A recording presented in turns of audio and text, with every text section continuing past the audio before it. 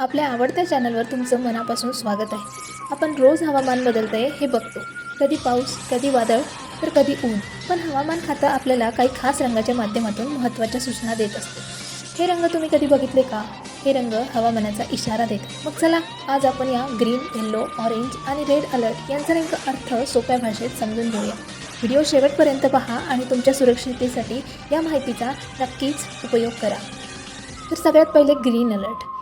Green alert म्हणजे सर्व काही ठीक आहे, सामान्य आहे, हवामान चांगले आहे आणि कोणताही धोका नाही। यावेळेस तुम्ही नेहमीप्रमाणे तुमचे सर्व काही काम करू शकता।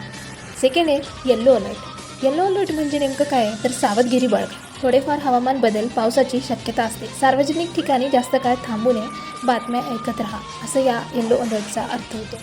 थर्ड आहे ऑरेंज अलर्ट, म्हणजेच सावध राहा आणि तयारीत राहा।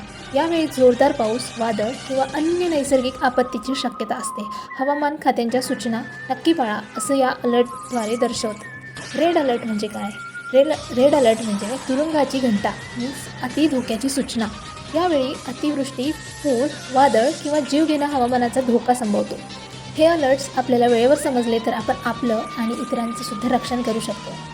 व्हिडिओ आवडला असेल तर लाईक करा, मित्रांना शेअर करा आणि अशाच उपयुक्त माहितीसाठी आपल्या चॅनलला सबस्क्राईब करायला विसरू नका। तुमच्या प्रेमासाठी आणि पाठिंब्यासाठी धन्यवाद। लवकरच भेटूया नवीन आणि उपयुक्त माहिती घेऊन। तोपर्यंत सावध राहा, सुरक्षित राहा।